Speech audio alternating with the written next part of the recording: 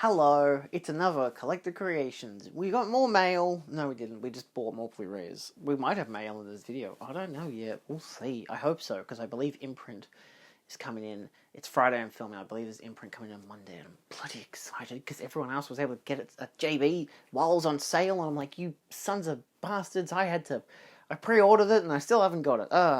Dios mío. Anyway, got 5 films from JB because I had a 20% off. I wasn't really going to buy any, but then I was like, they've got a buy 2 get 1 free and a 20% off for the whole thing. Why not? So I started with One from the Heart, which is a Coppola film I haven't seen before. It's the new 4K. It's the 2-pack set, so it comes with the reprise and it comes with the original cut. I thought the original cut was on a Blu-ray disc. I was wrong. They're both on 4K. Because you can see there, if it'll focus, there's a lot of special features, which is great. And, I've heard questionable things about the film. At the same time, Terry Gard just passed away, and I heard that she was in this film. I saw some shots, and I was like, oh my god, I should get that film because she's in it. And she's in a lot of great films that I already have. So, 4K disc for the reprise and 4K disc for the 1982 cut, which it stipulates at the top. And yeah, you get a look at One from the Heart, the cast of reinventing the musical, Baz Luhrmann on One from the Heart, new choreography, the One from the Heart reprise restoration comparison, a new trailer, plus the feature commentary, and then the 1982 cut with that making of Studio Dream and a bunch of other special features. So, yeah, a sale, why not? They did actually have it as part of the buy 2 get 1 free for the Blu-ray, but it wasn't in stock in the store I went to, so I was like, all right, well, because I ordered them online so I could pick them up. So I figured, all right, I'll just get the standard 4K because it was gone down from from $40 odd to $30 odd, which is still a lot, but it is 2 discs, and that makes sense as to why it's more expensive. I thought it was just 1 disc. I'm like, why is a 1 disc set $45? That's ridiculous. So I'm happy with the 20% off. I got Training Day because One from the Heart wasn't in the buy 2 get 1 free sale.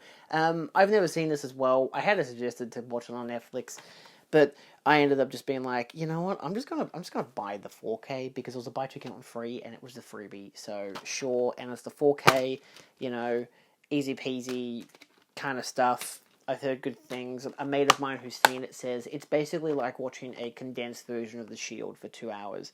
So, I liked The Shield. The Shield was good, so why not? Then we got Abigail, right? I bought this stuff on Halloween, and I did not watch this on Halloween, and, I'm not a weirdo, so I watch horror films all the time. Anyway, so I got Abigail. I know this is on, streaming services as well, but you know me, I do like films. My concern with this, which is why I didn't watch it in the cinema, was because the trailer revealed what the twist of the movie was, but apparently that was the only way to sell it. But I've had both my brother and his girlfriend watch it, and even they were like, actually it was really fun, despite the fact that they knew what it was going in, because apparently the first half of the movie, it's a mystery, and then the second half, it's revealed what Abigail is. But either way, it comes with, delayed and extended scenes, a gag reel, it even says, becoming a ballerina vampire. It fucking tells you on the back. They could have just said end featurettes, stupid assholes. But no, they emphasize that this has vampires in it. So it's meant to be a twist. But for was it 90 minutes? 109, holy shit. Okay, but Dan Stevens is in it, and I like Dan Stevens, so I'm like, sure, I'll take what I can get. So why not? It's no 4K, but they didn't have a 4K in Australia, or I think at all. I don't know. Talking about one I wish had a 4K, but I was like, I'll just buy the Blu-ray instead.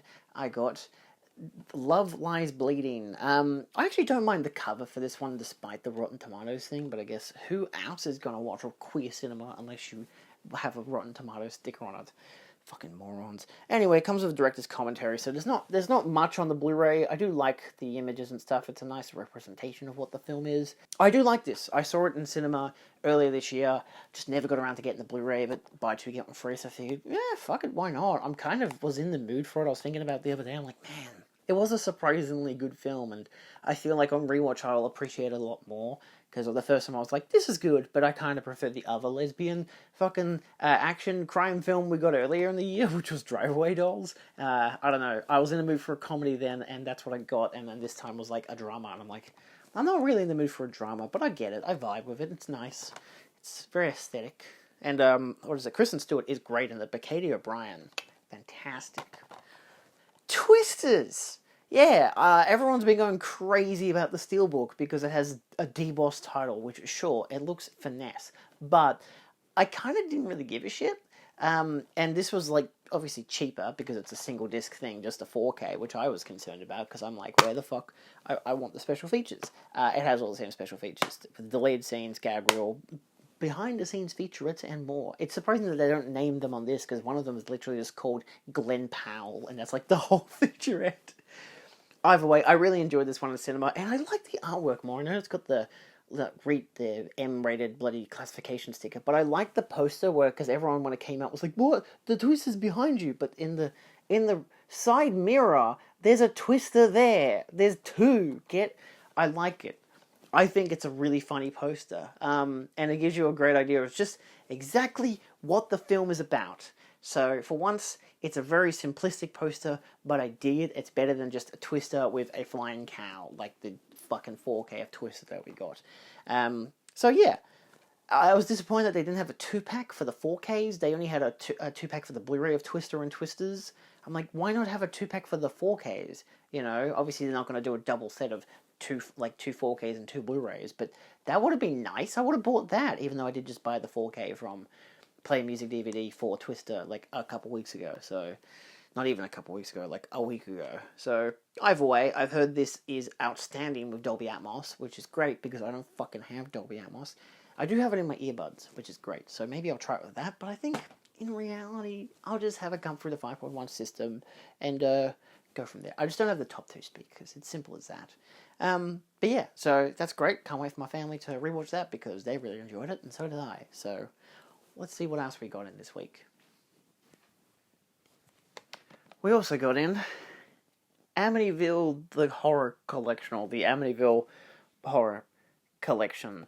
This is from Viavision. It's a pretty old out-of-print set that actually is all of the Scream Factory transfers and special features. I mostly got it because it came with the second film. It has the first, second, third in 3D and Blu-ray, and a bonus disc, which is the Amityville Confidential. Obviously, the details are on the back. It is the same as the Scream Factory version, the same special features, which again, I got because the second film came with the special features that Lee had worked on. So, yeah, just figured it was an easy... I got it for $116 in the end on eBay, which isn't cheap, but not too expensive compared to a lot of other prices. For about $15, I got Cat's Eye. This one I actually had borrowed a version from my mates, because again, Lee had worked on this. He'd worked on the Animal Trainer Teresa Ann Miller interview. He wrote the interview for it. So, yeah, it's a pretty fun film. It's an alright, nice looking version of the film, because I did hear that the new 4K restoration, the color timing was way off. Of course, I did get the whole imprint bundle, but I've already done a video on that, so go check that out as well. Okay, we got a few more to top it off. I got 2 from Kino that are, I believe, out of print. It is Wild Women and Country. These 2 I got from a guy in Tasmania. Wow, isn't that wonderful? I had to get it posted. Mostly because, again, these, which I now realize might be a theme for the rest of the releases bar one, all have a commentary by Lee Gambin. So I dived through Kino's website and every single release I could find that he worked on, whatever. And Wild Women, which is from a 2K scan of the original camera negative, hibbity ho, it's 74 minutes from 1970. That's, what a breeze. Country, on the other hand, I believe Wild Women is out of print as well, but Country is definitely out of print. It was available on Amazon for about, like, $70 to $80. And this guy was selling it on eBay. My God, so much plastic. Sorry, I had to go pick it up from the post office today. It was annoying. Because it needed the signature, because it was an over $100 thing. Because it was like, I think it was 100... Actually, I think it was just $100. Including postage for the two of them. Which is fine. You know, obviously it's still, you know, not the most, oh shit kind of deal. But, yeah. I'm trying not to spy many expensive out of prints. It was just that, again, this is one that has Lee's commentary on it. It is 109 minutes long from 1984. It's mostly, in this case, just a factor of, I wanted to get it. The person was selling it for, I think, about 60 to 70 bucks, and so I was able to make a deal with them to get this one and Wild Women combined to make it 10 bucks cheaper on postage, and yeah, so it's just nicer to get the really harder, like the out of print that is still a reasonable price. Never really a reasonable price, but not too crazy. Next we have from Eureka. This is actually a double feature, Nightwing and Shadow of the Hawk. I don't yet know why they are a double feature, if it includes a particular actor or director or something. Their font is so goddamn small. Well, they're directed by two different people, so that doesn't help. Yeah, it's not specifying exactly what it is, but I got the special edition, which comes, again, one of those, oh my god, I had to get the special edition, not just because of the sleeve, and it comes with reversible artwork, which I did already swap over, which is nice, you know, it comes with the same artwork as the slipcover, and of course the stuff on the back. But this specific edition does come with a booklet, and the booklet has an essay by Lee Gambin on Shadow of the Hawk. Like I said, a lot of Lee stuff in this one. So, you know, your regular essay kind of booklet. So, yeah, it has this essay that he did, which is only a couple pages long. But again, has some images from the film. And, yeah, so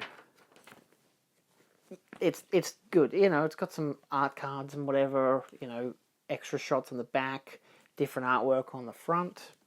Not bad. But, of course, it is noteworthy because it also has a audio commentary, I believe. Nightwing, yeah, so Nightwing, brand new audio commentary by film historians Lee Gambin and Amanda Reyes. But the essay, I believe, was on Shadow of the Hawk. So he did the commentary on Nightwing, but he did the essay on Shadow of the Hawk. Interesting. But that was one of those, oh, it was suggested to get this one and whatever, and I was like, oh yeah, I'll grab that, but then I realized there was still a limited edition available, and some people were still selling it. I got this one for like $30 on eBay, which was nice, and it wasn't the slipcover I was after, it was just because it came with the booklet, which are becoming the harder versions of Lee's stuff to find.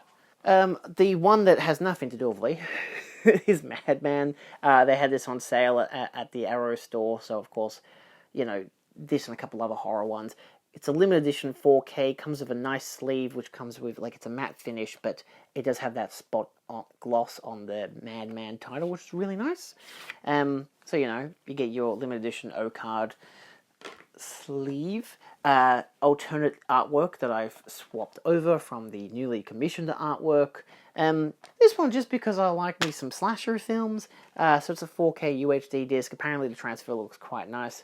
Plus, it comes with a booklet which features an essay, Campfire Stories, telling tales about Madman by James Oliver, as well as talking about the transfer and, you know, cast and crew and whatnot. So, I like me some slashers. It's always good to get them, especially the ones that are darker, set at nighttime, nitty-gritty, always benefit from a 4K, which I believe, is it Dolby Vision? No, it's just HDR.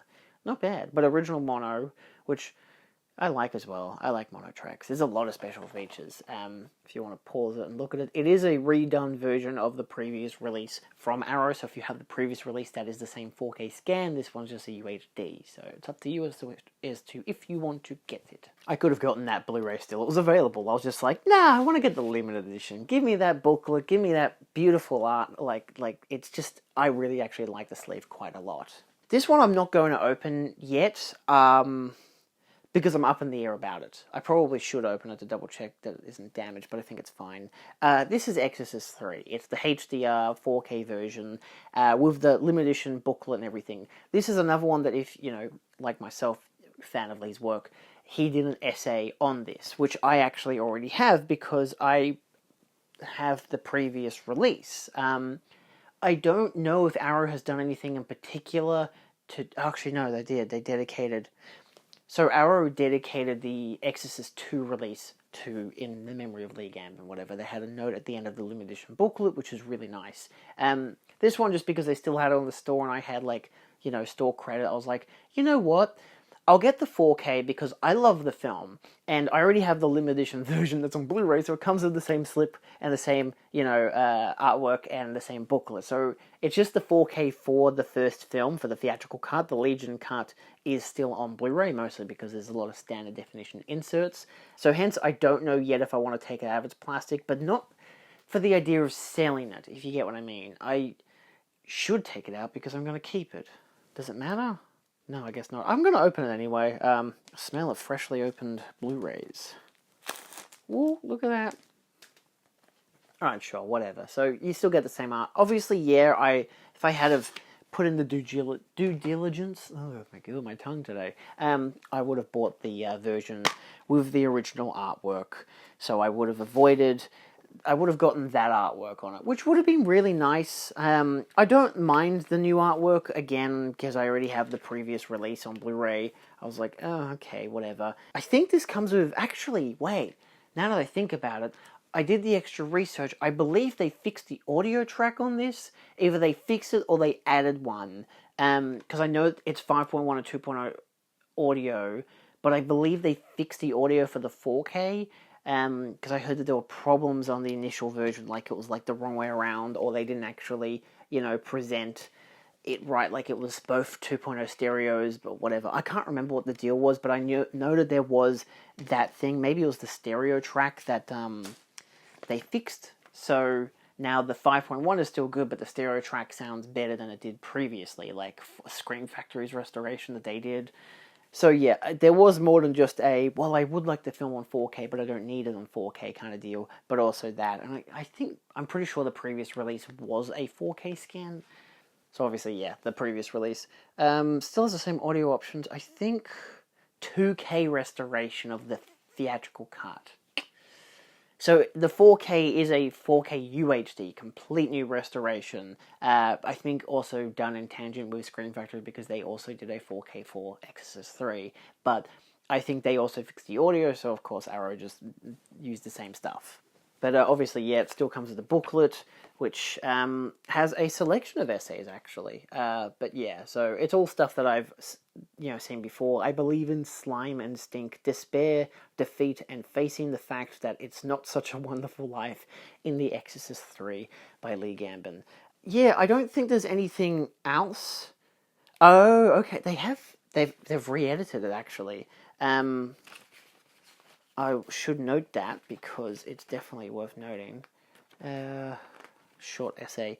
It actually says Lee Gambin was a writer and film historian. He contributed to Fangoria, Delirium, and Scream, and has written several books on genre cinema, including Massacre by Mother Nature, exploring natural horror film, and Hell Have No Fury, like Her, The Making of Christine. So it's probably just the grammatical factor of past tense and whatever. I'll double check at the back of the book as well. Okay, so what does it say? So Exorcist 3 theatrical cut was presented on this original aspect ratio with the original theatrical 2.0, the 2023 restored stereo, and the 5.1 audio mix. So it doesn't stipulate that there are 3 different audio options, but there are 2 stereo ones, the original theatrical and the restored stereo. I believe the restored stereo sounds really good, and the 5.1 mix. The Legion cut is presented in 185:1 with a 2.0 stereo mix. The film was restored by Shout Factory and the master supplied by Park Circus. Additional remastering was completed by Arrow Films. The theatrical version is presented in 4K resolution with HDR10 and Dolby Vision. Legion cut is just in HT. So yeah, so there is obviously the extra little touches. It's that extra audio track that I was kind of more interested in, as well as the better visuals. There is, of course, after the special thanks, a dedication to Lee Gambin, because it has production credits for the 2024 edition as well. So yeah, that's nice. Getting the limited edition as well. Obviously, if you saw my review, which I did do a big review on Exorcist 2, they have a much larger dedication to Lee in that, because that was the last thing he actually worked on with them. But it's nice that they still dedicate this towards Lee, because obviously he had worked on it previously and he loved the Exorcist films. So yeah, it's really nice. And last but not least, we have Cold War Creatures, 4 films from Sam Katzman. This is the standard version, which, as you can probably tell, it came in damaged. So the whole top, look at that. How beautiful is that? Cardboard. The disc cases and everything is fine. I had the option of still buying the limited edition. That was still actually present. I have plastic on my feet.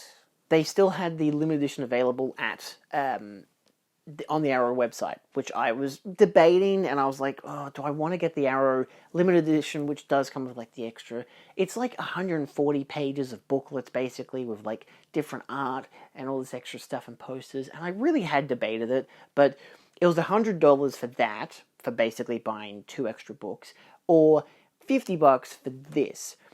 And I was like, you know, I would prefer to spend that extra $50 on something else that matters more to me. And in this case, I actually spent it on The Exorcist 4K, which wasn't $50, but part of the money went into that. So I'm kind of happy that I went in that direction. But this I got because Lee did a commentary.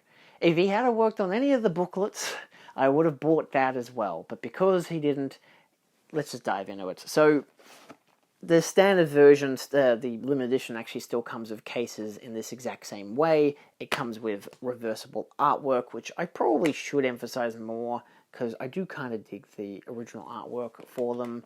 This is the creature with the atom brain. These were a bunch of, like, 60s films, I believe? Is it going to tell me? I don't even know if it's going to tell me.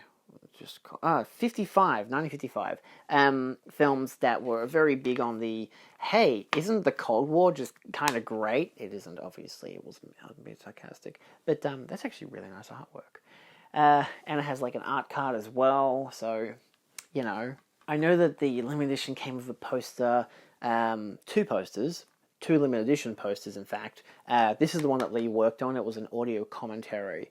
Audio commentary by critic Lee Gambin. So that's good. You know, there's also, what is it?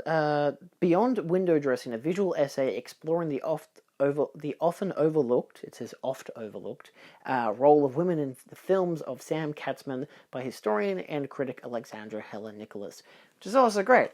I love knowing people who work on these releases. It's always good. But Lee loved his werewolf films, so of course, you know, I had to get it, obviously.